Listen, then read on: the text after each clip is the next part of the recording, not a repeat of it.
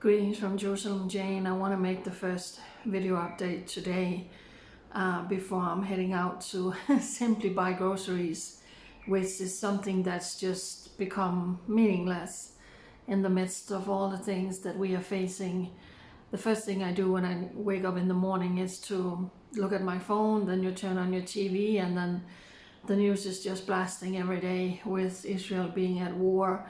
At the same time, I have birds chirping outside my windows. I have children playing at that side. The sun is out in Jerusalem, and right now here it's peaceful. It's such a surreal reality when we know what's going on. I want to start just by quickly giving breaking news. There has just been a terror attack out in Samaria. A young man in his early 30s was out driving, and terrorists were shooting at his car, killing him instantly, and the car was overturned. So this literally just happened less than an hour ago. So we still don't know the identity of this victim, but I'm still sending my heartfelt condolences. So one man brutally murdered in a terror attack today. I want to show you something. Look at these two young children, brothers and sisters, 6 and 8 years old, Michael and Amelia. They were hiding in that closet after terrorists broke into their home on October 7, and they murdered their parents. You can see all the blood on the floor. That's the mother who was lying there murdered in front of them. Their baby sister was kidnapped into Gaza, and for many hours these two siblings, 6 and 8 years old, was hiding in that closet, hiding for the terrorists, until Israeli soldiers together with their uncle came and called out to them in Hebrew. For all of those hours they were hiding. You can't imagine the horror. Today I shared on my Telegram channel an interview with one of the rescue workers at Saka, and she was being interviewed by CNN, and she was telling about how they came into a house and there was a girl around 8 years old. She was lying on the floor, and these Nazi Hamas terrorists had literally just cut off her hands. They had cut on her hand, and she was lying there bleeding out for hours and hours, all alone, lying there bleeding out. And this rescue worker was saying when we came in there, her whole body was shivering, her eyes was petrified with fear, and she bled out, she died. Just one of the many horrendous stories of the torture and mutilation of Jewish children that took place on that Black Saturday when the portal from hell opened and all of these terrorists stormed into Israel. The Israeli military was saying yesterday that the number of terrorists is now believed to have been almost 3,000.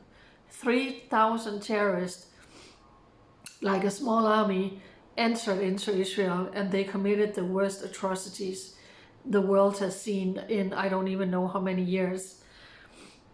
It was also revealed yesterday that 16 soldiers, and here they are, look at all of these young men, they are not more than 19, 20, 21, 22 years old, was killed inside the Gaza Strip fighting this evil Hamas terrorist.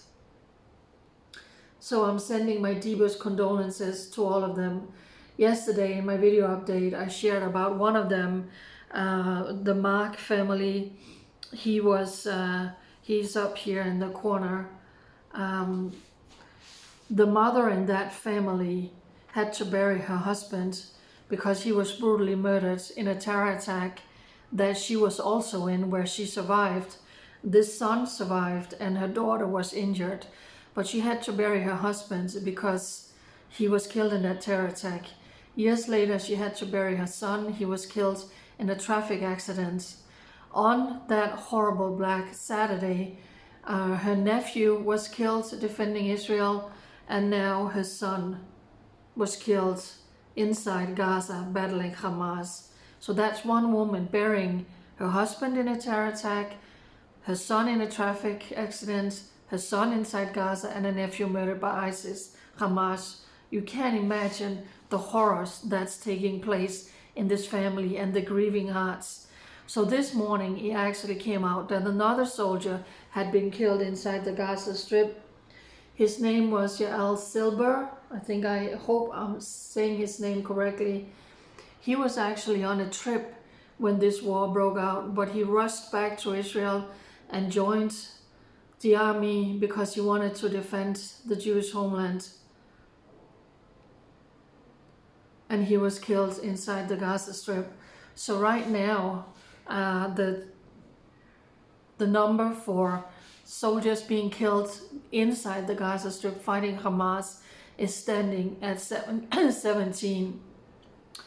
I'm sending my heartfelt condolences and prayers to all of these families who get a knock on their door saying your beloved son was killed defending Israel against these evil, evil terrorists. It was also just released now that the number of hostages being held inside Gaza is 242. That is not including the one soldier that was released. She was the soldiers came into Gaza, they found her and they brought her home, praise God. So it's so she's besides the number, and also the four ladies who has already been released. So look at this. Look at all of these children. They are currently sitting inside the Gaza Strip being held hostage. Some of them are without their parents. Their parents are sitting, where's my child? Is she alone? Is he alone? Is she sleeping? Is he eating? You can't imagine the torture that all of these families are going to. Where is the Red Cross? Where is the Red Cross pushing for Jewish children? Push harder if you're doing something. Push harder to say we need to go in and examine all of these children.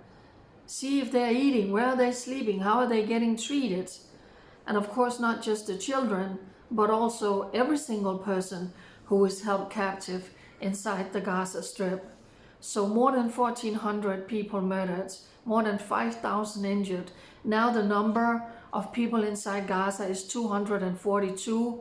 4 ladies was released. One lady, she was a female soldier, she was rescued by special forces who found her inside the Gaza Strip. 17 soldiers has been killed inside Gaza Strip since the war began, but more than 300 soldiers has been killed in total since that dark October 7. So I just wanted to get this update out quickly before I am rushing out the door now. So like I just said, there's been a terror attack out in Samaria. A young man in his early 30s, we don't know the identity yet, most likely he's a husband, he's a father, was brutally executed in his car out driving by Palestinian Arab terrorists, and the IDF is now pursuing these terrorists. There's a manhunt on the way. So that was just the first quick update today that I wanted to get out to all of you. Please share out all of this because mainstream media now is so busy covering all the bombing inside the Gaza Strip and the people being killed in there when Israel is going in to hit terrorists. They are doing their best not to hit civilian targets, but at the same time, this is a war.